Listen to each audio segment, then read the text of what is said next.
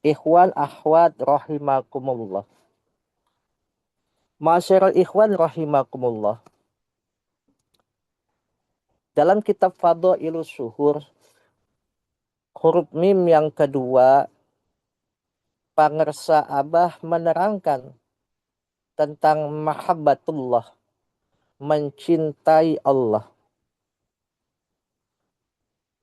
Makna dari mahabbatullah, mencintai Allah, yaitu mengikuti kekasih Allah.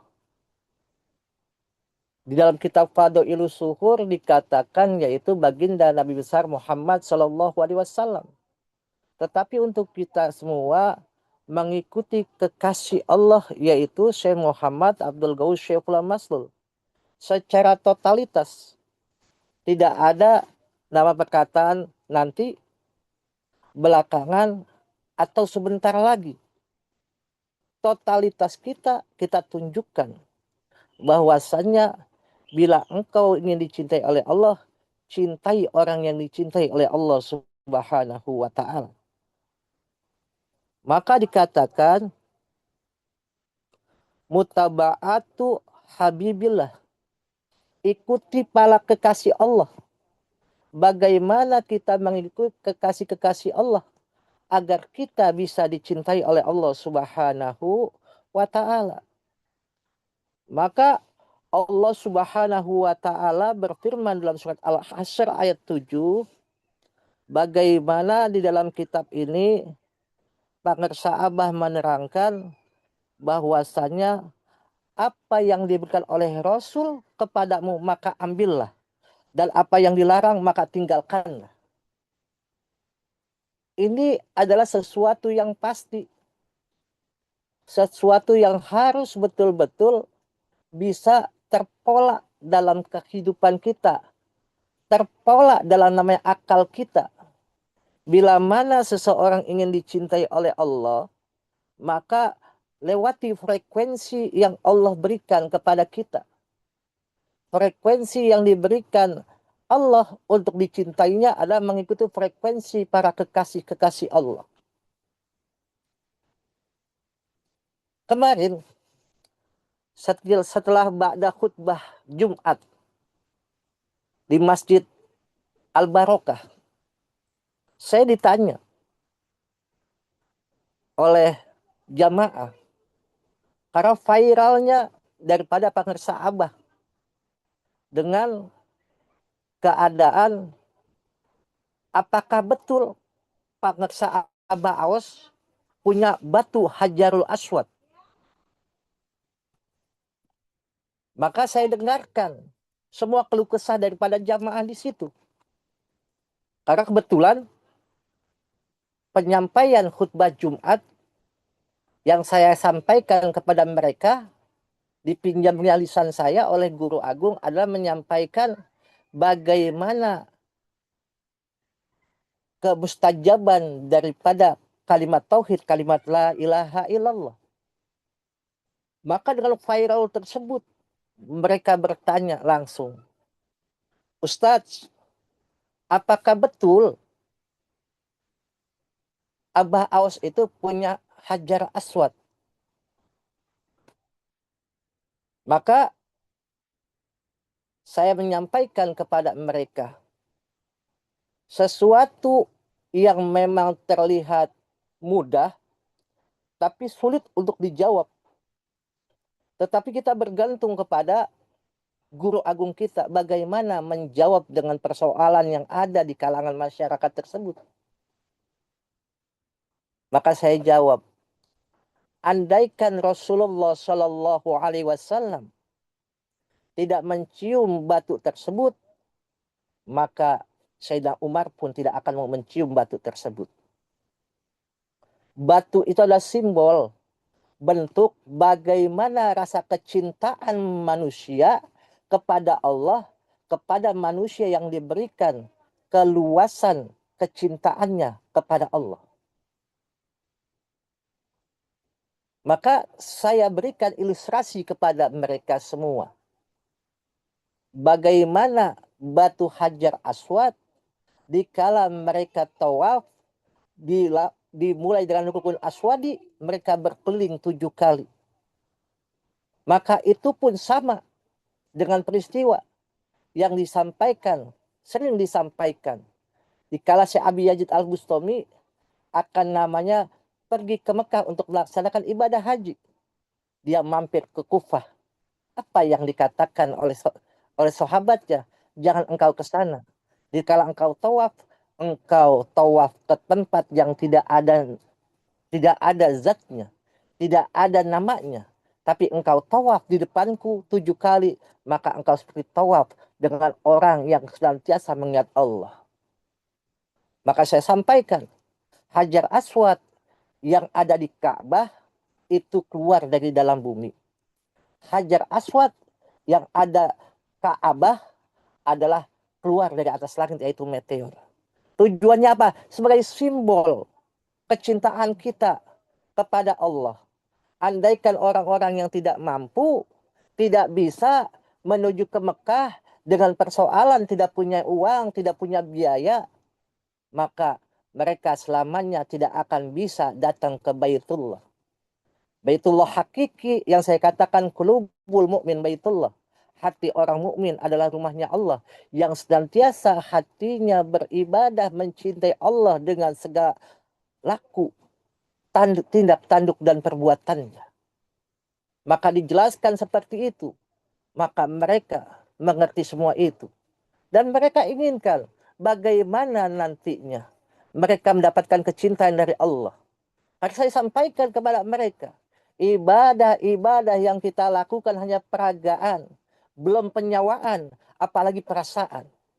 Maka bagaimana peragaan sholatnya, bagaimana penyawaan sholatnya, bagaimana perasaan sholatnya beribadah kepada Allah Subhanahu wa Ta'ala. Maka sering guru kita, dikala kita sampai di madrasah, melihat Hajar Aswad tersebut, apa abah katakan? Kecup dari jauh dengan tanganmu, Bismillahi Allahu Akbar. Maka itu hanya simbol. Andaikan Allah menunjukkan beribadah kita dimanapun ada wajah Allah, maka itu hanya simbol saja.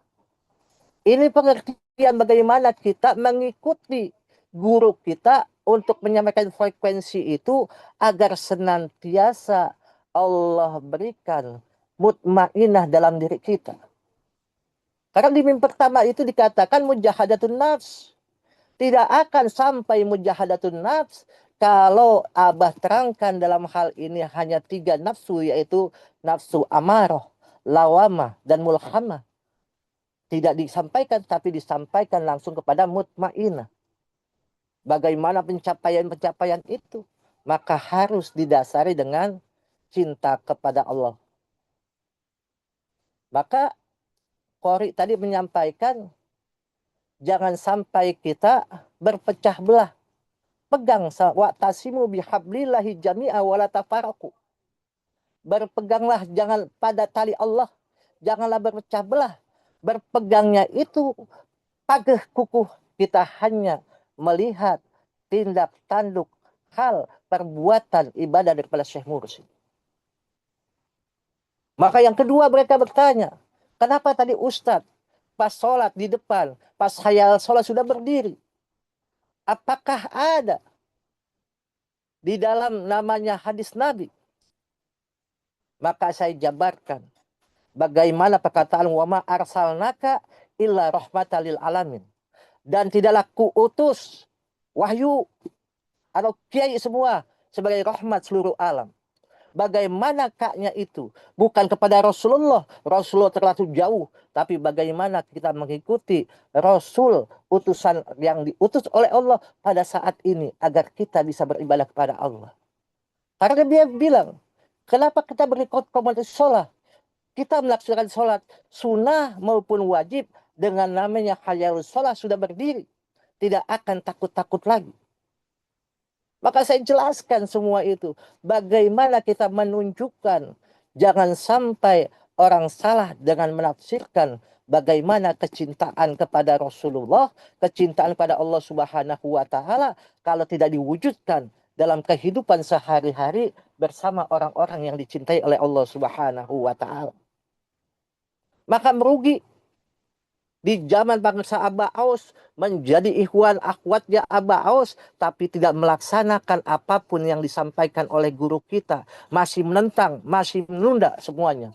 Maka mereka jauh akan namanya tergelincir, tersesat dengan apa yang punya keyakinannya, egosentrisnya di dalam dirinya.